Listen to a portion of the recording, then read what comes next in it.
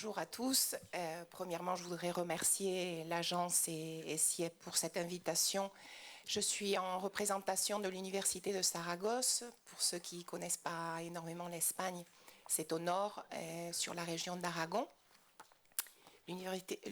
Saragosse est une ville d'à peu près 800 000 habitants et on dispose d'à peu près 55 000 étudiants sur cette université. Donc nous sommes absolument multidisciplinaires et pour faire la petite anecdote, je suis professionnelle effectivement, mais autant professionnelle que toi, Jean-Luc. Effectivement, ici, je ne suis pas intégrante de l'université car je viens de l'entreprise privée.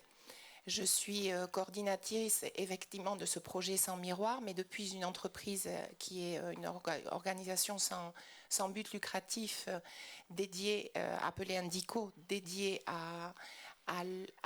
au développement des compétences et dédiée en fin de compte, se diriger vers l'université au travers de notre chaire. Je ne sais pas si dans tous les pays européens, vu qu'on a une assistante européenne, il existe la figure de la chaire, c'est-à-dire l'entreprise privée qui s'intègre dans l'université pour pouvoir travailler coude à coude, et qu'effectivement ce ne soit pas une relation professionnelle enseignant, sinon tous professionnels et voulant travailler sur le même thème et surtout avec le même objectif qui est l'employabilité des futurs étudiants et surtout que les entreprises reçoivent des professionnels et des personnes adaptées au niveau de leur éducation à leurs besoins. Donc je suis tout à fait d'accord avec toi, Jean-Luc. L'employabilité, c'est pour l'employeur et l'employé. Et il faut s'adapter. Et je sais très bien que nous, depuis notre perspective, devant le mausolée de la connaissance comme est l'université, qui a des siècles et des siècles d'expérience, on est parfois très exigeant et on ne s'arrête pas souvent à penser effectivement comment l'université, avec tous ces siècles derrière, est un carcan souvent très difficile à bouger, et surtout vous qui êtes les enseignants et les experts, c'est un travail de longue haleine et souvent contre un petit peu les directrices administratives qui sont tout en haut au niveau des rectorats et compagnie. Ça, je le dis parce que nous, sur Indico, ça fait plus de 4 ans qu'on est en chaire, mais ça fait 15 ans qu'on travaille projet européen, qu'on pense, étant donné les perspectives de la situation que l'on a locale, nationale ou européenne, qu'est-ce qu'on a besoin de faire ensemble, l'entreprise et l'université.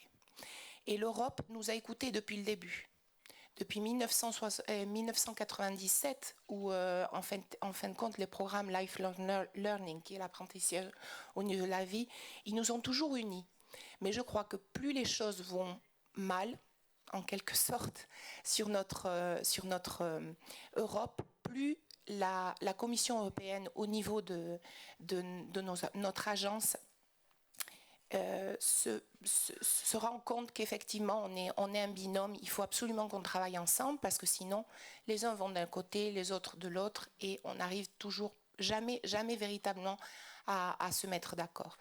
Et donc ce projet que je viens que le centre m'a demandé de présenter, c'est un exemple. Un exemple de ce travail en binôme depuis le monde entrepreneur et l'université. C'est un programme Erasmus qui, à l'heure actuelle, a 1 an et demi, un peu plus d'1 an et demi de fonctionnement. Il nous reste à peu près 5-6 mois de travail. On termine au mois d'octobre de cette année. Et on culminera avec une conférence internationale sur l'entrepreneuriat féminin, disons, de la femme, dont je vous lance dès aujourd'hui l'invitation. Excusez-moi pour ma voix, ça c'est le change des climats. Le climat espagnol et le climat de Paris m'a laissé ouais, la poussière, non, je sais pas. Sans miroir, c'est un projet qu'on a présenté depuis Indico à l'université. À une université au travers de la faculté des sciences sociales et du travail, qui est une faculté qui est une mini-université à l'intérieur de l'université, car elle regroupe disons des diplômes absolument multidisciplinaires où on peut trouver la gestion d'entreprise, les ressources humaines, le travail social, les aspects financiers, etc., etc. Donc on a positionné notre chaire sur cette faculté et c'est vrai que ça fait plus de 6 ans qu'on présente des projets et on le présente comme Erasmus parce que finalement nous, à travers de notre chaire, on est université et on a pas mal de succès. Ce projet a reçu un budget d'à peu près 400 000 euros. Nous sommes en tout 5 pays, 7 associés, 7 partenaires, 3 en Espagne, l'Université de Saragosse, Indico, qui est mon institut, et l'Association nationale des femmes entrepreneuses. Sur la France, nous avons Toulouse avec la Maison de l'initiative des femmes entreprenantes. Effectivement, pour nous, Saragosse, Toulouse est prêt. C'est plus accessible certainement, mais on a travaillé avec Rennes, on a travaillé avec Saint-Étienne, Paris, etc. etc. Sur l'Écosse également, nous avons une association, une chambre de commerce de l'Écosse, etc. Nous avons, ici j'ai une silhouette qui parle de la Bulgarie, mais c'est une erreur, c'est la Pologne qui est notre donc c'est pas du tout bien positionné, je suis désolée. La Pologne au travail d'un institut de formation professionnelle. Donc on travaille depuis l'entreprise privée, l'université, parce qu'on a de nouveau l'université sur la Grèce, et institut professionnel et association professionnelle. Donc c'était vraiment une équipe multidisciplinaire et depuis plusieurs secteurs qui, en fin de compte, ont mis en commun leurs objectifs. Qu'est-ce qu'on veut faire avec Sans Miroir ? Sans Miroir, ici, je vous le présente comme un outil qui peut être utilisé par effectivement le monde enseignant de l'université, les professeurs, mais qui est surtout utilisable pour les étudiants. Je dis étudiant, je ne dis pas étudiante. Effectivement, notre projet est absolument tourné vers le genre. C'est un projet qui a été aligné avec les stratégies de ce programme Erasmus multilatéral de l'année 2011, qui nous demandait en fin de compte de construire des programmes de formation informelle dirigés vers sur les groupes d'exclusion sociale, dont la femme est à l'heure actuelle encore une de ses intégrantes. Mais c'est un outil qui peut être absolument utilisé, bien sûr, par un étudiant masculin. Pourquoi pas ? Qu'est-ce qu'on veut faire ? On veut montrer, au travers de la bonne pratique, sans modèle, et les présenter comme la possibilité de 100 mentors femmes qui ont eu leur expérience et qui, au travers de leur expérience, veulent plasmer sur divers outils pourquoi, comment elles ont entrepris. Alors, le problème qu'on a eu quand on a commencé, c'est quelle est la définition du mot anglais effectif de entrepreneurship. Alors là, il y a un problème, c'est comme quand on commence à débattre sur l'employabilité. Surtout quand on se tourne vers un partenariat qui est international. Les Grecs, qu'est-ce qu'un Grec a en commun avec un Écossais ou un Français ou un Espagnol et encore plus avec un Polonais? Donc, nous, on a décidé de tous se mettre d'accord avant de se lancer sur cette entreprise, ce programme, ce projet. Et on a dit qu'une entreprenante n'était pas une chef d'entreprise. Premier point. Une entreprenante, c'est une femme, ou un entreprenant, ça m'est égal, c'est une femme qui a su s'automotiver pour diriger un projet, quoi qu'il se soit. C'est-à-dire, ça peut être un projet professionnel, personnel, social, d'entreprise, mais il n'est pas obligé que cette personne soit une chef d'entreprise et qu'elle ait créé sa propre structure. Pour cela, pourquoi on a voulu? Parce que notre outil veut être utilisé par des étudiantes qui sont en cours de leur processus éducatif de carrière, et on veut, en fin de compte, les réveiller et susciter leur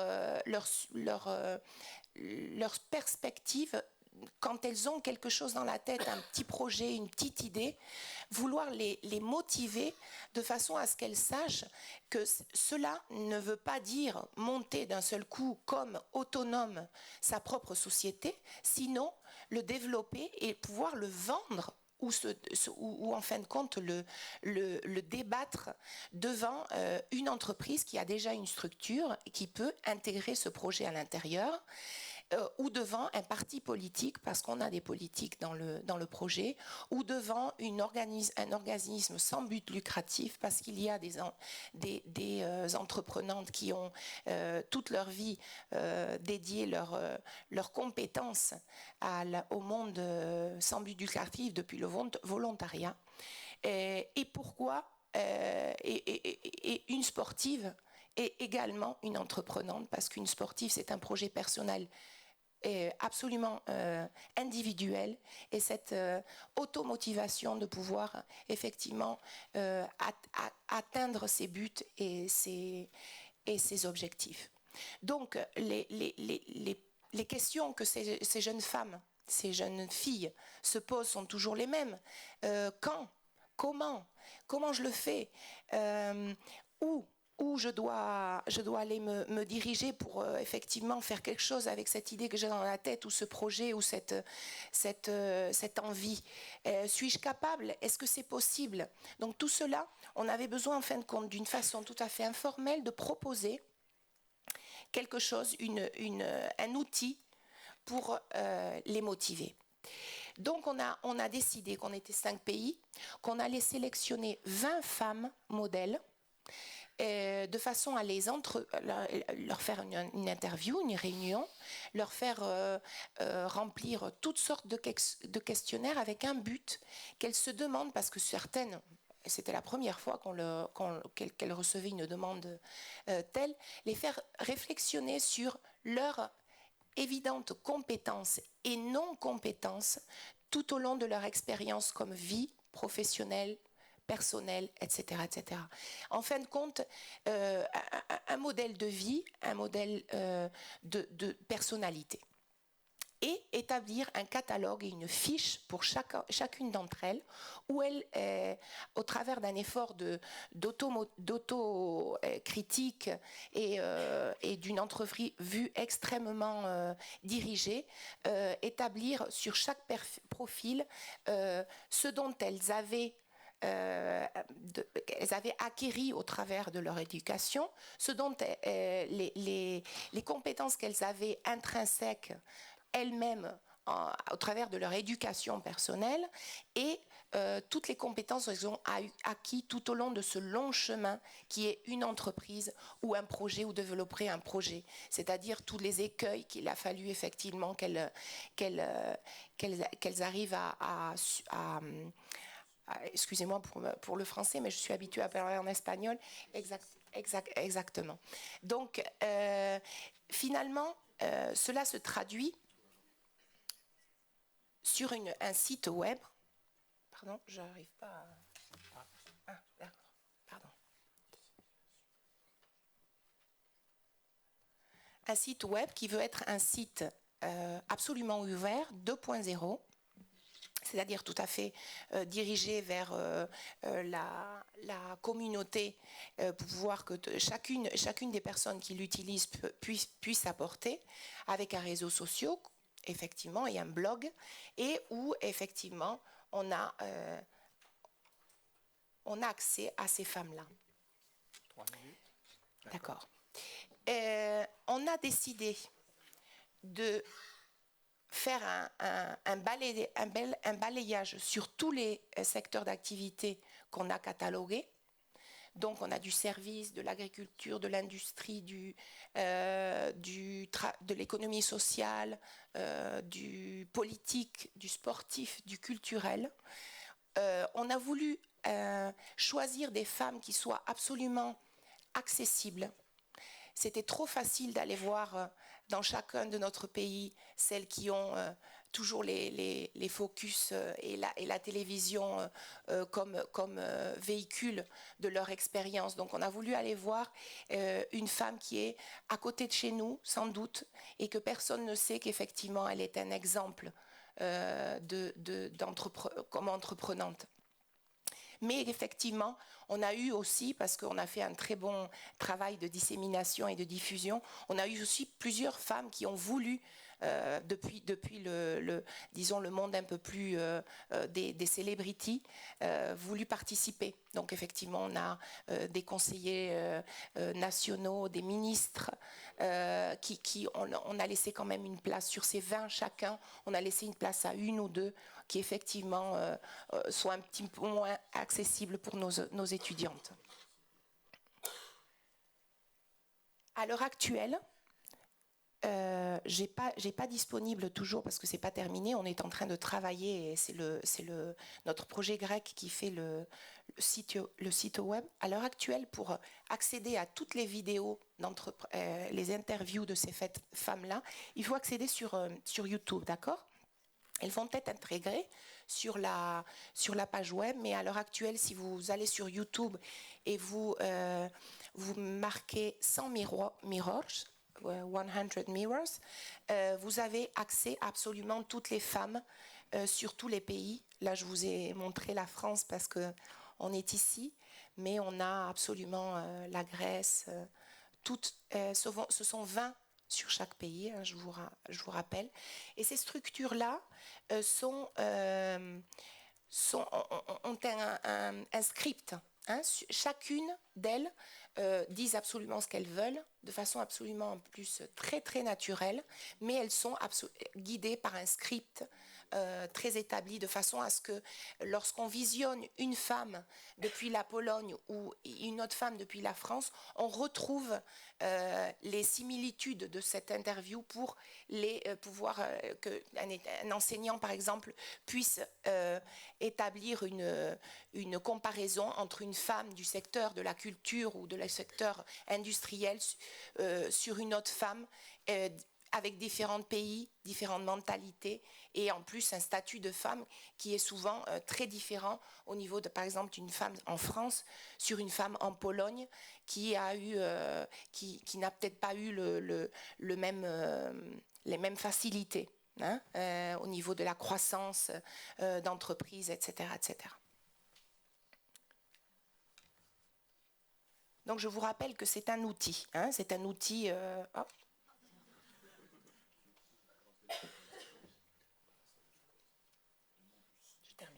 Je termine.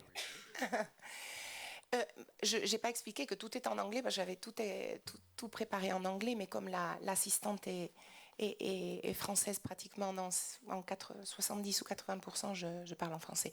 Donc on fait bilan des key competencies qui sont absolument indispensable, parce qu'on sait tous, on l'a tous dit, j'ai assisté que ce matin, mais j'imagine qu'hier c'était réitérant, on ne discute pas que l'employabilité, nos étudiants aient un problème d'employabilité sur l'entreprise pour leurs compétences technico-professionnelles, parce qu'ils sont absolument très bien formés.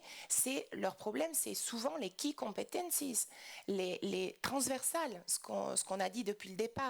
C'est intégrer sur les modules et les structures curriculaires la formation dans les compétences transversales.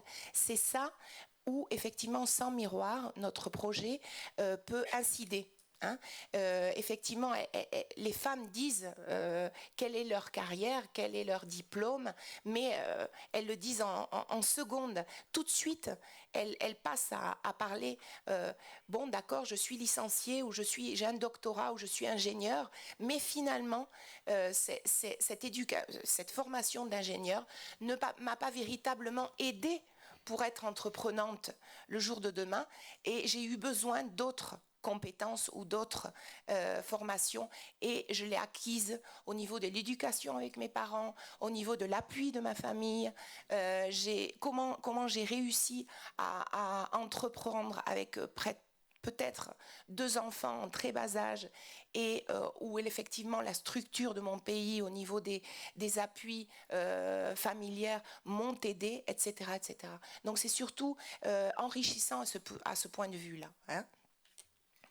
Et donc, le futur de notre projet est le suivant. Et là, je reprends ce qu'a dit ma collègue que j'avais derrière lorsqu'elle a parlé à notre collègue de Rennes. Effectivement, à l'heure actuelle, la nouvelle charte Erasmus, elle n'a jamais été autant au point pour permettre ce travail de développement d'employabilité et de faire travailler l'entreprise et l'université ensemble. Incroyable. 2001, c'était déjà écrit. Il fallait travailler sur les compétences clés. On a mis du temps, énormément de temps, à s'en mettre, à se rendre compte de cette nécessité. Mais on s'y est mis tard. Donc 2014-2020, qui est l'horizon 2020, au niveau des Erasmus for All, vous imaginez, tout le lifelong learning, Grundtvig, Leonardo, Erasmus, va s'appeler Erasmus. Pourquoi? Parce que Erasmus, c'est le succès absolu de notre Commission européenne au niveau de l'apprentissage tout au long de la vie. Donc ils ont pris la marque. Impeccable, mais à l'heure actuelle, cette marque-là, Erasmus, pour tous, c'est-à-dire que c'est pour tous, c'est pas que pour les enseignants et les étudiants d'université, sinon également pour la formation professionnelle, les entreprises, etc., etc. Donc cette nouvelle charte nous indique que, et je suis désolée de ne pas avoir amené la phrase, mais je vous invite à rentrer sur la page web de EACA, et vous l'avez en première page, Erasmus pour tous. La phrase dit la chose suivante, qui est très importante. L'université doit être le moteur des alliances pour la connaissance et les développements, accompagnés par toute la structure professionnelle, sociale et des entreprises qu'elle a au niveau local, national ou international. Et il y a 2 ans déjà, depuis 2011 et on est en 2013, qu'ils ont déjà envoyé des appels du pied au niveau de projet pilote. Par exemple, on a eu, et je suis sûre que tu t'en souviens, on a eu en juin de l'année 2011 déjà, on était déjà en train de préparer 2014. Skill Alliances. On demandait à l'université de se mettre en contact avec un groupe d'entreprises pour développer un projet aux alentours des habilités sur un secteur économique, de façon à rediriger les structures curriculaires et à intégrer les key competencies. Je termine. Et je vous invite, parce que moi je sais, comme indico, l'université souvent n'est pas au courant de tout ça, et les propres professeurs ou chefs d'unité ne sont pas du tout conscients qu'il y a énormément d'argent à l'heure actuelle. Je crois que c'est plus de 17 millions d'euros sur une seule ligne d'action. Donc je vous invite à vous tourner là-dessus, parce que souvent votre pérennité au niveau des projets que vous avez, appui doctoral, de licence, etc., peut aller sur ces demandes-là. C'est ouvert à partir de septembre de cette année.